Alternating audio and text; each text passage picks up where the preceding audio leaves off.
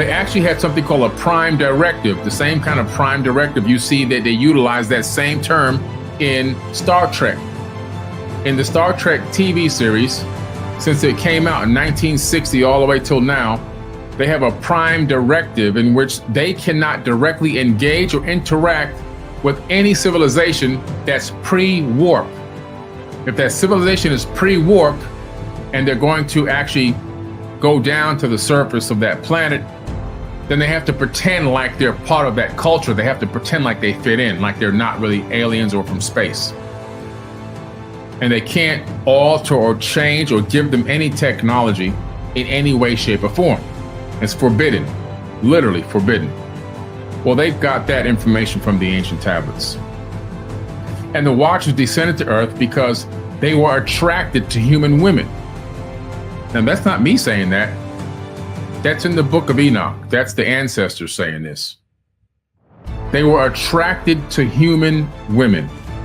And this group of angels was led by Zemaziah and Azazel. Zemaziah and Azazel were the two chiefs or leaders of this particular crew of these Watchers. And they decided, you know what? These girls look pretty damn good. We're going to take some human wives. Now, it's interesting that when you read the Enigma-Elish or the Epic of Atrahasis, you discover these beings in there. They call them the Igigi. And these Igigi people are these Anunnaki workers.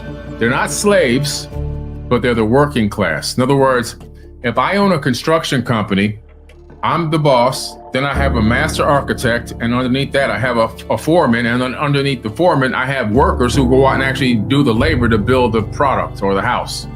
You see, it's a structure, it's a system. Well, these Igigi, they said the same exact thing in the Epic of Atrahasis. They said, we want to get some of these human women. We don't have no women over here. They were working, according to them, they were working on Mars. And they were complaining about the conditions. And they said, you're working us like we're slaves, or we're not slaves. And not to mention, we want to take some of these women back with us. So in two different texts from two different time periods, we find the same story. And so they began families. So they basically breached heavenly boundaries and all the rules that were set before them to not interact, not engage, and definitely not have sex with human beings. Not that they only have sex, but they said, you know what, we're going to keep these. We're going to make them our wives. And so then they started doing something again that was against the prime directive. They started teaching forbidden knowledge. I didn't say that. The Book of Enoch says that.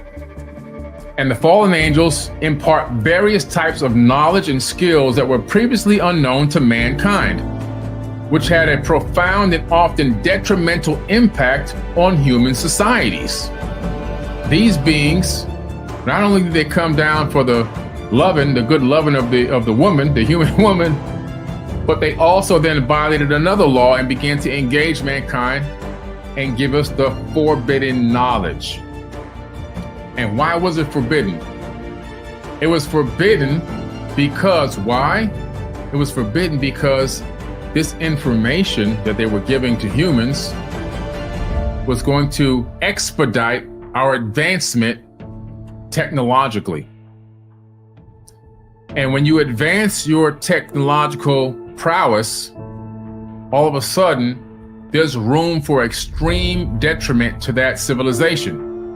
When you take a civilization that isn't maturing enough spiritually and give them advanced technology, turn them into a technocratic civilization, they can potentially destroy themselves. And that's where we are right now.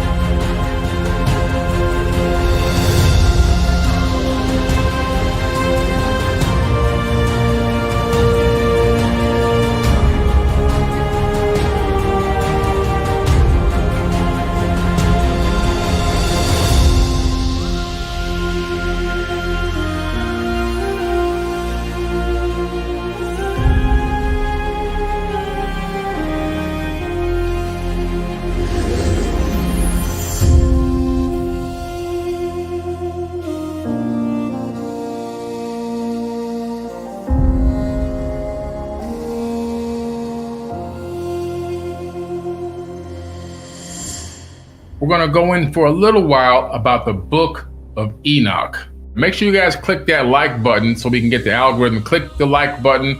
And also, please, if you can, share the video. Okay, share the video, click the like button.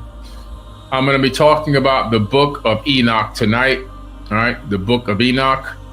I'll describe to you who Enoch was and everything else. If you look into the dogma of the Christian belief system, they praise Enoch for being so holy and so so good to God that he was taken away and straight to heaven. He didn't have to die. He went straight into heaven and he never came back. That's what they preach to you, right? They tell you that this guy was just a real good guy, and he did everything that God wanted, and he was without sin, and he was so incredible that hey, just take him straight to heaven. Just bypass the whole death process. Just go ahead and take him to heaven. And they'll teach you that in Sunday school, right? And so that's the story that you get, but that's not the actual true story. Not the true story. It's quite interesting that Enoch is highly, highly, highly revered in the biblical text. However, his own book, look at all this information in here, was left out of the Bible. Now, why do you think that is? Why do you think Enoch's text was left out of the canonized Bible?